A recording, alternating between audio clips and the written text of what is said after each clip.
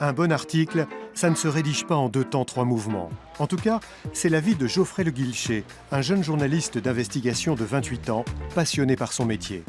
Il a travaillé pour un magazine d'information pendant 3 ans, mais il y a quelques semaines, il a donné sa démission. Principalement pour continuer à faire ce que j'aimais faire, c'est-à-dire notamment de l'investigation, ce qui a été possible à une époque dans mon journal, ce qui l'était plus aujourd'hui, principalement pour des raisons budgétaires et des choix éditoriaux aussi. Mais j'avais envie de continuer dans cette voie-là et c'était plus possible là où j'étais tout simplement, donc je suis allé voir ailleurs. Au fait, c'est le nom du magazine pour lequel Geoffrey travaille désormais. Depuis quelques semaines, il planche sur un dossier concernant un sujet de politique culturelle. Il ne veut pas nous en dire plus de peur de mettre en péril ses recherches. Le dossier paraîtra fin avril. Quand on parle du facteur temps qui est plus important, c'est essentiellement dans la possibilité d'aller plus loin dans certaines choses, en prenant le temps de rencontrer les bonnes personnes. Ça se matérialise par aller boire des cafés, par passer beaucoup de temps au téléphone, envoyer pas mal de mails. Parfois, la personne cherche à avoir des garanties sur son anonymat. C'est ça essentiellement, avoir du temps pour avancer, creuser un sujet, c'est utilisé globalement comme ça. Geoffrey mise ainsi sur le slow média. Il prend son temps plutôt que de se mettre la pression. Et pas seulement en termes de recherche, mais aussi au niveau de la rédaction. Un dossier de 60 pages, ça ne s'écrit pas à la va-vite.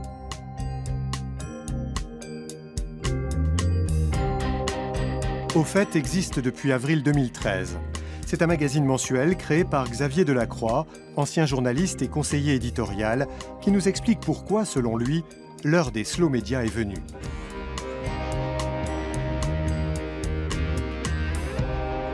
Je pense que les quotidiens traditionnels, les hebdomadaires traditionnels, c'est un peu comme des astres morts. C'est un peu comme, vous savez, on en voit la lumière aujourd'hui, mais il n'existe plus. Je crois que cette partie-là de la presse va disparaître et qu'on aura donc ces 2 pôles, une extrême urgence, une extrême actualité et du temps lent, du temps posé, du temps pour comprendre.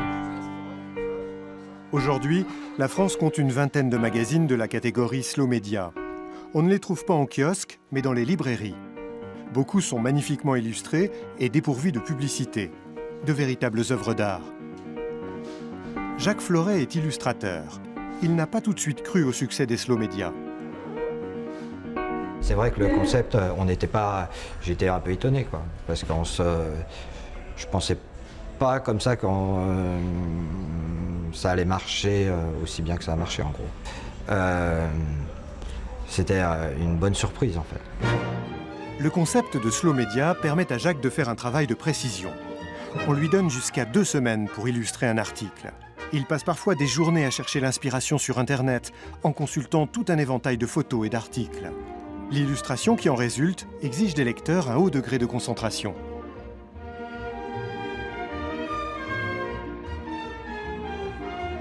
On peut faire en sorte que l'image elle soit moins donnée tout de suite en fait, que la lecture elle soit un peu plus lente, ce qui est plus agréable en fait quand on fait une illustration. C'est-à-dire que il faut un petit moment avant qu'on comprenne tout ce qui se dit dans l'image.